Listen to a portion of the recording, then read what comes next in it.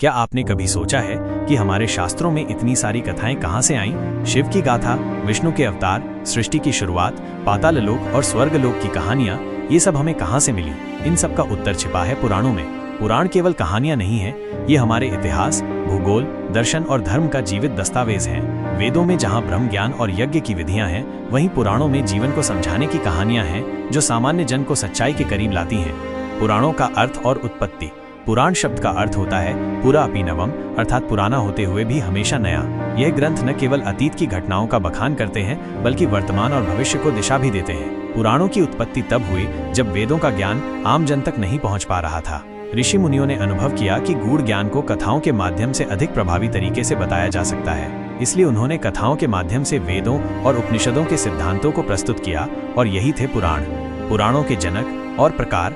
ऋषि वेदव्यास को पुराणों का जनक माना जाता है। उन्होंने ही 18 मुख्य पुराणों की रचना की, जिन्हें महापुराण कहा जाता है, जैसे ब्रह्म पुराण, विष्णु पुराण, शिव पुराण, भागवत पुराण, गरुड़ पुराण आदि।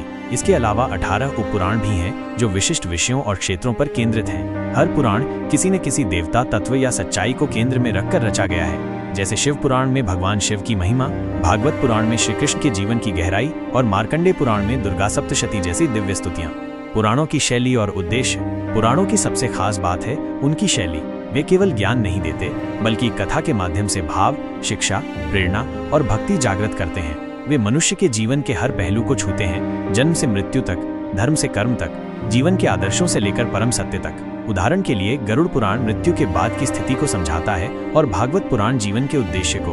इन कथाओं में विज्ञान, ज्योतिष, खगोल, औषधि, मनोविज्ञान और समाज शास्त्र जैसे विषयों का भी उल्लेख मिलता है। पुराणों का उद्देश्य केवल मनोरंजन नहीं था। ये ग्रंथ हमें सांसारिक कर्तव्यों और आध्यात्मिक लक्ष्यों के बीच संतुलन सिखाते हैं। वे हमें ये समझाते हैं कि धर्म केवल कर्मकांड नहीं, बल्कि जीवन की एक श्रेष्ठ प्रणाली है।